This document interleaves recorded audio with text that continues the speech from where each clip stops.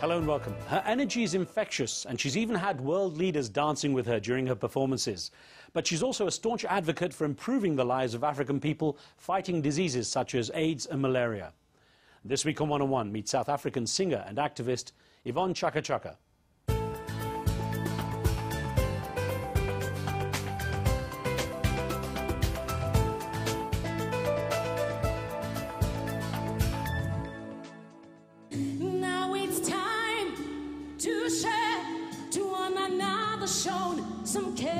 She takes a vibrant sound and energy across the world with her, not only to keep the continent's music alive, but as a way to highlight the need for greater action to help Africans coping with the challenge of AIDS and malaria, among other things.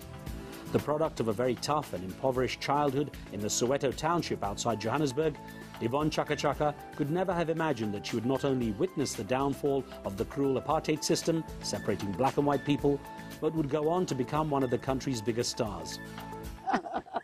You can sing one song. Do you want me to sing you one song? Yes. Which one? Any. Iwe neni ngatingoba neinyika gandara koraka sibirira. Her energy and talent has prompted international stars such as Bono and Annie Lennox to call on her for collaborations. But beyond the huge musical success, she's still dedicated to making sure she's making a difference for less privileged people. Yvonne, what a great pleasure to have some time with you. Thank you for having me. It's a pleasure. Now, you're described as the Princess of Africa, and Madiba, the great Nelson Mandela, described you as a national icon, and he said that, you made all of South Africa proud. And I'm wondering if you got him dancing at his 85th birthday where you were singing. Well, Reese, I'm known to break protocol. I've been very lucky to perform for kings and queens and still go back to the people that I love most, which is people from the outskirts, people from rural areas, people from informal settlements. But I've made Madiba dance, I've made Bishop Tutu dance, I've even made Bill Clinton to dance as well. So for me, it's just breaking protocol and saying, these are human beings just like me and you. Now, of course, Mama Africa, the late Miriam Makeba, called you her baby, and Hugh Masekela, another legend from South Africa, said you were his mad niece. And then you've got all these others saying you're essential listening, you were voted the most credible celebrity in South Africa. All these things, I mean, it's a lot of pressure on you, isn't it? It is. It's lots of pressure because, growing up in Soweto, during apartheid, and, having a father who died when I was 11, and mom being a domestic worker, I must say, as a young child in Soweto, you never saw the light at the end of the tunnel because you didn't know if you will wake up in the morning, your house will be bombed, you'll be shot or anything.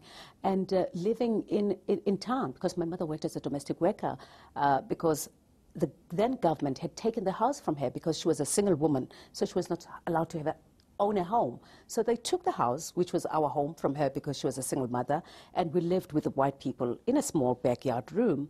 And it was very difficult. But, as I grew up, at the back of my mind, I've always wanted to be somebody. I've always wanted to be something. I've always wanted to air my views. Even when my mother would take Louise and Vivian to school, this were the white children she worked for, I would fight and say, I want to go with Louise and David to school. And the madam, the woman my mother worked for, used to say, but Yvonne, you can't. And I would ask all these questions. Why not? Is it because I'm black? Is it because my mother worked for you? Why don't you pay for my school fees? And she used to call me a little rebel. And, even today, I still see her, and my children call her your white mother, Mom. Every time she calls to say hello or ask things, my kids will say, Mom, your white mom. So I know it's Pat calling. But, I've always wanted to ask questions. I've always wanted to know, why is the color of my skin, why should it deter me from wanting me to be what I want to be, to live wherever I wanted, to go to school with white children. But, apartheid, and that's it. I'm going to ask you more about that in a moment, but let me ask you about the name. I mean, you have to be a star when you have a name like Chaka Chaka. What's the origins of that? My name is Yvonne Chaka. And when I started singing, well, it all started when I was an athlete at school. I used to be an athlete, a sprinter at school. So all my friends, would call me, you're full of Chaka Chaka, which is like, you're full of, I don't know, call it whatever, noise, energy, all sorts of things, because I really was so energetic. I think because, I grew up with my two elder sisters and not having a father and being a tomboy. When I grew up as a real tomboy, I liked fighting. I was a bully. I regret it now. I protected myself, you know, from boys and people who wanted to harm me at that time. So all my friends would call me, you're full of Chaka Chaka. You know, go into the room and go, yes, what's happening? And all those things. And, you know, that was my nickname. So when I started singing, a guy who found me, Phil Hollis, said, so we've got a girl, you've sung, we did everything, we need a name. And I said, my name is Yvonne Chaka. He said to me, no, it won't work. I said, what are you talking about? This is my name. I'm not about to change my name. I'm not doing any of those things because I did not understand. He said, what's your nickname? You know, Machaka doesn't sound good because I want you to be known internationally. I want white people to know you. I said, I've got nothing to do with all of those things. My name is Yvonne Chaka and it ends there. And he said to me, you know, something, Chaka Chaka, it's too long. Chaka Chaka. Yes, Chaka Chaka. You know, and that's how it started. So Soweto was a tough place when you were growing up there, huh? Well, Soweto was good and bad because it was good in the sense that the mother next door was your mother. We were a close-knit family. The father next door was your father or an uncle. They protected us because we're children. But, you know, with apartheid, with all the unrests of 1976, people coming to shoot and doing all sorts of things, there was no security. It was terrible. And when we grew up, we've seen women being raped. We've seen women being tortured. We've seen all these things happen. And, you know, you had to be at the right place at the right time. So you knew what was right for you. And a father next door would protect you. It's unlike now when you don't even know who to protect you with all these bad things that are happening, incest and torture and rapes and all those things. These are the things that are happening now. Tell me about your father, what you remember of him. You're only 11, as you said. I was 11 when my father died. All I know about my father was that he was a great singer. I think this is where I get the voice from. He loved singing. I know that Dad would play Mahalia Jackson, Aretha Franklin, and all those songs. And when he played Miriam and Hugh Masekela's songs, he would shut the curtains, close the windows, and the volume will be very low. But you know, in the townships, everybody takes their music outside, and it's a competition. Who plays the loudest? And he would play the music so loud, and he'll call all the three girls to come and sing and make all the noise. And he was a brilliant father. He cooked, he cleaned, he made sure that every Friday we eat fish and chips, you know. And for me, it will be with something else because I was a baby. So, I mean, really, for me, I could have married my father. He was a good man. I gather you used to play on little tin drums and blow into, you know, broomsticks and pretend things were instruments. You know, when we grew up, there was no TV. All that was there was radio. And even when you were listening to stories on the radios or anything, you had to visualize. You know, you would hear a Ritz Khan on the radio, and you have to visualize, how does he look like? You know, the voice is great, and does he look good? And things like that. And, you know, when we grew up, I guess for every child in the township, you had to know how to dance. You had to play soccer. You had to, all these things were done in the streets. You had to sing. You had to do all sorts of things. But because we grew up in the townships, there were no recreational centers. There was absolutely nothing. When we gathered as young kids, we would have drums, just tin drums and things, and we will take brooms and pretend as if there were mics and things like that. And I guess that's what we all did in the townships, because there was absolutely nothing to make us want to do those things. We never had sports grounds. We had absolutely nothing. So we had to make do with the little which was there. And that's how I learned how to sing. You know, the boys would be playing tin drums, and I'll be holding a broom and pretend as if it's a microphone. Of course, your mother, as we were saying, had a tough time. She was bringing up 3 girls on about 40 Rand, just a few dollars a month. Oh, How did she survive? How did she manage that? I must say that everybody now asks me, who is your hero? Who is your icon? I always say my mother was. Because when I grew up, my mother, I've seen these things happen. My mother protected us. Now that I'm a mother myself for 4 boys, I look at my mum and I say, I wish I could do so much for her. Mum protected us because we were 3 girls and her. So it's 4 women in this house without a brother, without a father. Any Tom, Dick and Harry would come and try to take advantage of us. But Mum protected us with absolutely everything. She was there to make sure that we were not going to go and beg next door for food, or we were not going to go and find a Peter or a Ritz to make you feel good and give you $1, you know, because every girl wants to look good. Every girl wants an extra money. Every girl wants extra shoes or to look beautiful. But Mum made sure. She used to say, I will sell my shoe to make sure that you girls have got absolutely everything. Mum would take her food from work and bring it home for us to eat. And for that, she's my hero. She protected us. She was there for us with the 40 rands, which is less than $5. She made sure that we had food, we'd gone to school, and we'd been clothed from that. And I look at her and I think, really, I'm the woman that I am today because of her. As a teenager, you got a bit of a break when you appeared on television as the first black child, a teenager on South African TV. Sugar Shack talent show, 1981. Yes. Tell me about that experience and the impact it had on your life. You know, I must say that Sugar Shack had a great impact in my life because when a guy called Bernard Joffe came to Soweto, a lady that I went to church with said to me, Yvonne, I know you like acting, you like singing, you like reading, you like doing all sorts of things. There's auditions. And I thought, what is an audition? I've never heard of that name. He said, this woman insisted, says, I know this guy, I work for him or something like that, I can't even remember, but they'll be coming to Soweto, they're looking for young girls and boys who've got talent. And I thought, what's going to happen? What are they going to do with us? They're going to pay you, you're going to be on TV. And I thought, on TV? We don't have TV, you know, there's nothing. I mean, black TV, when it started in South Africa in 1981, because we only had TV1, which started in 1976, it was just only white people.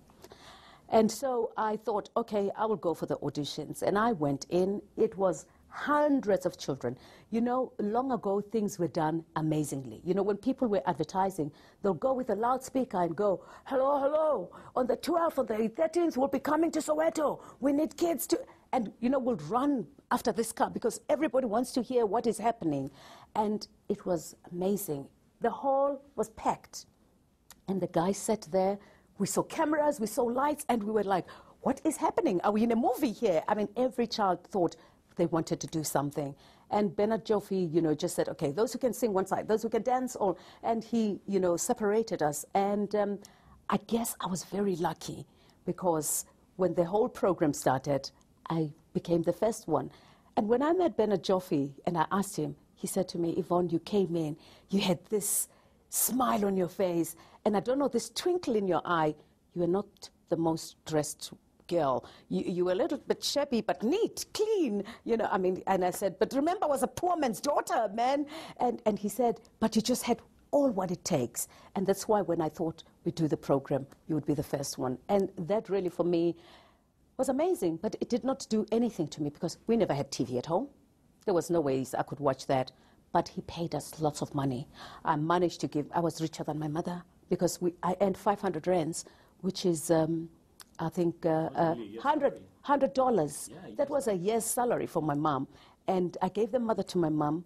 And, I mean, she helped. It helped. It paid for my school fees, my sisters, it bought clothes, and that was amazing.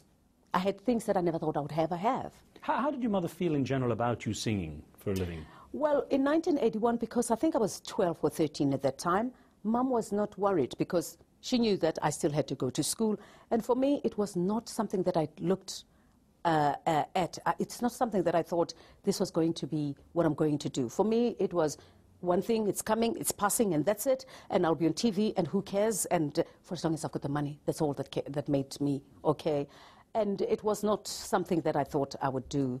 But when I actually started, when I completed my high school, I just turned 19, and I was then found by Phil Hollis. Yeah, in Johannesburg. In Johannesburg. And they'd been looking for a lady to sing, apparently. And the song had been written, I'm in love with the DJ. They'd had different girls singing the songs. I guess they didn't like them. My mom was very upset. So I did all the recording. I did all the photo shoots, I did all the cover sleeves and everything without Mum knowing. I was 19. The only snag was that when we had to finally do everything, Mum had to sign the contract because I was not 21. In South Africa, you don't sign a contract. And that's when we had to spill the beans to say, Mum, I've been doing this and this and this, and she was not happy at all. In spite of the success of that I'm in love with the DJ, that first record, which was a runaway hit, you still studied very hard. You were very academic. You got 2 diplomas. You were at the University of South Africa. You got one in management, government administration, one before that in adult education. You studied speech and drama at Trinity College in London. You had quite an academic career. So I guess you were, I don't know, was it like a backup in case? You know, my mother wanted me to be a lawyer. And when I started singing, she was not happy at all. And I've always wanted to be a chartered accountant because I loved counting. You know, I always made sure that my books balance. And when I started singing, I saw this whole fame coming, all this money coming. As a matter of fact, I built my mother her very first house, you know, big house, because we lived in the government houses. And I said to my mum, just to entice her and just say to her, I'm still your daughter, I'm not going to go astray, and I'll be what you want me to be. Because she's always said, you know, I'm a domestic worker. I don't want you to end up like me. Your father died when you were young. So I really want you to go to school and fend for yourselves and not depend on men or anybody. So, you know, Mum, with what she wanted us to be and with very little education that she had and still aspired for us to be better people. So I thought, you know what, I have to make her happy. But it's not going to be for her, it's going to be for me. So for me, I thought I have to have something to fall back on. So I sang. I'm in love with the DJ. Within 5 days, it sold 25,000 copies. And money was coming. People were starting to recognize me. People were waving. People wanted autographs and things like that. But I just said, you know what, goes up must come down. I then thought, I have to go to school.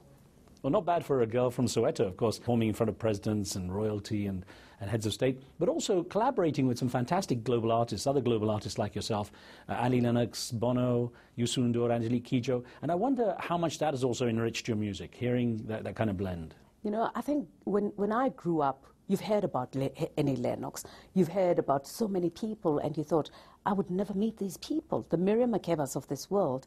But, you know, when my doors opened, when I started performing, because for me this is how I would air my views, this is how I disseminated information out to the world and to the people. And when I met people like Annie Lennox, like Youssou N'Dour, like Angelique Kidjo, I mean, by the way, she's like a madcap. She's just she's amazing. Yeah. You know, when I go with her in Johannesburg and in Sandton, and she's like, is this South Africa? Is this Africa? You know, I mean, she's just an amazing, amazing lady. I really look up to her. Really, for me, it has made me a better person. It has made me understand other people's cultures and other people's music. Because, you know, for me, music, it's arts and culture. We're all different and yet so diverse, and yet we all speak in one voice, which is music. You know, it's amazing, Yvonne, you had such fantastic experiences and great success. But what do you consider to be the most defining moments in your life? What do you consider the most important times? You know, so many things, really. You know, performing for Madiba, meeting the Queen of England, and just meeting different people. But really, I think for me, because I know how is it like to sleep without food. But, you know, going back to my roots, going back to the ordinary people. It's when women are talking about dying, giving birth in this day and age, pregnant women dying from malaria, from AIDS, and all these things. Women have to walk 3-4 days just to go to a clinic. And when I go out there and see all these women tackling the bull by the horn and, you know, holding the knife on the sharp edge and saying, give us, empower us, educate us, equip us, we will do things for ourselves, and not sitting there and feeling sorry for themselves or asking. That, for me, is the real defining moment, because I say, these are unsung heroes. Have you managed to achieve what you wanted to through your role as a Goodwill Ambassador for the United Nations, Rollback Malaria and UNICEF? You know, the past 6 years working as UNICEF and Rollback Goodwill Ambassador, Rollback Malaria Goodwill Ambassador, it's been a long walk to freedom, really. I've seen faces and places. I've seen good and bad. You know, you go to other places where people are given these long-lasting nets, which they're supposed to be sleeping under them. They're taking them and go and use them for fishing. Yeah. You see these women going to places, and they go there, there's a shortage of medication, and they say, we're not going to come back here because we've been walking for days. And what happens? They end up dying at home. But with the education, the information, and just communicating to these women, changing their mindsets, I really think it has, there's been so much impact, so much improvement. And I've seen change. I've seen women saying, you know, Yvonne, you came here last time, and now we're sleeping under the nets. We're educating other women here. Some of the women who are HIV positive, we make sure that they don't have malaria because they will die from that. Women who are HIV positive and living with TB, we make sure they get their medication. So really for me, I'm so fulfilled. I always say, you know I've done a little and there's still more to be done, but I have changed people's lives. I've done what I could, and really with the UN, with all the people who are collaborating, businesses, everybody, and governments, because nobody can do it on their own. We need to collaborate. We need to work together. But above all, I think it's important for our African governments to invest in their own people as well. Now, your boys are following you down that musical path. To what degree are you also making sure they have these values instilled? How are you able to make them realize? I mean, they've come from a much better situation than you were in. Oh, yeah. You know, my children really are very lucky because when they started schooling, they went to private schools. It's funny, they had white, Indian, colored friends. For them, color is not a problem. They, unlike us, who had the worst education. You know, I remember my son Mfumu, he was about 5. He's very frightened of dogs. He had gone to visit his white friend, Mark. He'd been sleeping over there, and he really hates dogs. And he went to Mark's house, and little Mark, with little Mfumu, the dog comes, and Mfumu starts screaming, and Mark says, "No, Mfumu, don't scream. The dog won't bite you. It bites only black people." Oh. So Mfumu looks at himself, he thinks, oh, am I black, am I not? So he comes home, he's so happy. "Mom, Mark's dog didn't bite me, it only bites black people." I said, "Darling, you are black."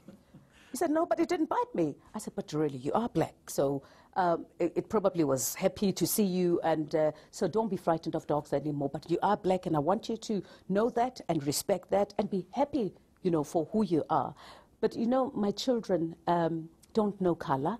They've grown up after we've had our freedom, and to them, black, white, and yellow are the same, because I think the grounds have been leveled for them by those people who really died for us to call South Africa home. You know, I always walk tall and say, I may be the citizen of the world, but first I am a proud South African because of people like Mandela, Oliver Tambo, Steve Biko, who really fought for us to have equal rights, to have equal education, even though we didn't have, but our children. So it makes me very proud because I call my country a rainbow nation, and it really is. You've seen so much, of course. You've seen the downfall of the apartheid era.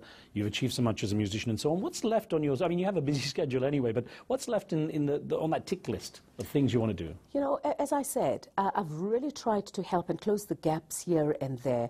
There's still so much that needs to be done. People, as a South African, I can say we fought apartheid and we were able to transcend and be South Africans, all of us, without very little bloodshed. Some people really died, you know, and now I look back and I think there's people who have to walk hours to go and get medication. There's still people who don't have safe, clean drinking water and sanitation, houses. There's people who still live in shacks. That is not acceptable in this day and age, when the tools are there, when we are living in this whole global era. You know, we need people to invest. We need donors to bring in the money. We need the recipient countries to say, we've got this money, use it correctly, use it appropriately, use it to the people who need it the most. So for me, really, it's just working with different people, those who want to make people's lives better. Because if we can get our health and our education system, I think when people are healthy and when people are educated, really, then all countries can then start saying, we've got it right. How would you like to be remembered, Yvonne? What would you like your legacy to be? You know, I would love people to remember Yvonne just as a singer. You know, because I love singing. It's through my music that I've managed to meet all these people, that I've managed to be in the platform that I am today. Because if I was just an ordinary Yvonne, nobody would have known me. I would not have had an opportunity to do what I'm doing today. I would never had an opportunity to stand and talk to Ban Ki-moon and talk to President Mandela and still go down to those women and talk to them and bring their voices to the world. These women, for me, are the ones that make me want to live more, if I may. But really, I think my job is done. I think all I need now is to meet my Creator and say thank you for the life. Yvonne, thank you so much for your time. What a pleasure. Thank you for having me. Thank you. Thank you very much.